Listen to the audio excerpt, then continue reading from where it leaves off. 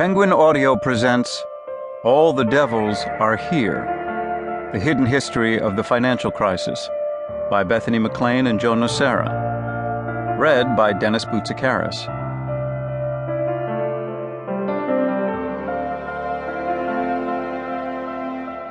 Prologue. Stan O'Neill wanted to see him. How strange. It was September 2007. The two men hadn't talked in years, certainly not since O'Neill had become CEO of Merrill Lynch in 2002. Back then, John Bright had been one of the company's most powerful risk managers. A former physicist, Bright had been the head of market risk. He reported directly to Merrill's chief financial officer and had access to the board of directors. He specialized in evaluating complex derivatives trades. Everybody knew that John Bright was one of the best risk managers on Wall Street. But slowly, over the years, Bright had been stripped of his authority and, more importantly, his ability to manage Merrill Lynch's risk. First, O'Neill had tapped one of his closest allies to head up risk management, but the man didn't seem to know anything about risk. Then, many of the risk managers were removed from the trading floor. Within the span of 1 year, Bright had lost his access to the directors and was told to report to a newly promoted risk chief, who alone would deal with O'Neill's ally. Bright quit in protest, but returned a few months later when Merrill's head of trading pleaded with him to come back to manage risk for some of the trading desks.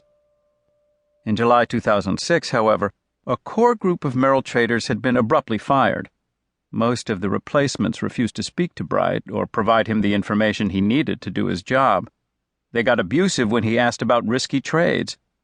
Eventually, he was exiled to a small office on a different floor, far away from the trading desks.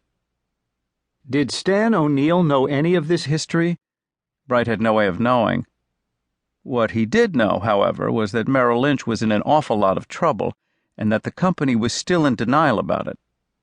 He had begun to hear rumblings that something wasn't right on the mortgage desk, especially its trading of complex securities backed by subprime mortgages, that is, mortgages made to people with substandard credit.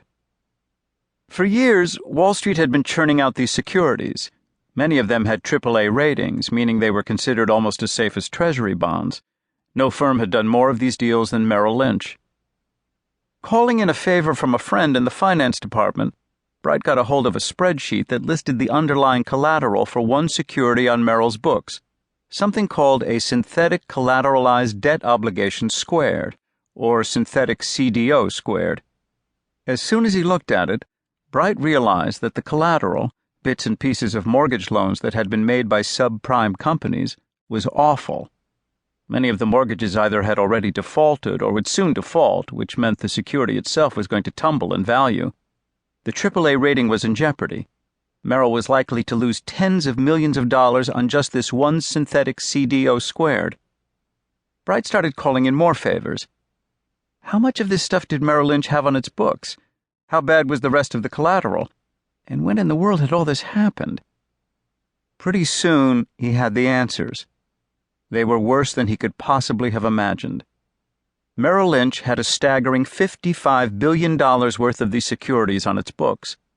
They were all backed by subprime mortgages made to a population of Americans who, in all likelihood, would never be able to pay those loans back. More than $40 billion of that exposure had been added in the previous year, after he had been banished from the trading floor. The reckless behavior this implied was just incredible. A few months earlier, two Bear Stearns hedge funds that contained the exact same kind of subprime securities as the ones on Merrill's books, had collapsed. Inside Merrill, there was a growing nervousness, but the leaders of the mortgage desk kept insisting that its losses would be contained. They were going to be less than $100 million, they said. The top brass, including O'Neill, accepted their judgment. Bright knew better. The losses were going to be huge. There was no getting around it. He began to tell everybody he bumped into at Merrill Lynch that the company was going to have to write down billions upon billions of dollars in its subprime-backed securities.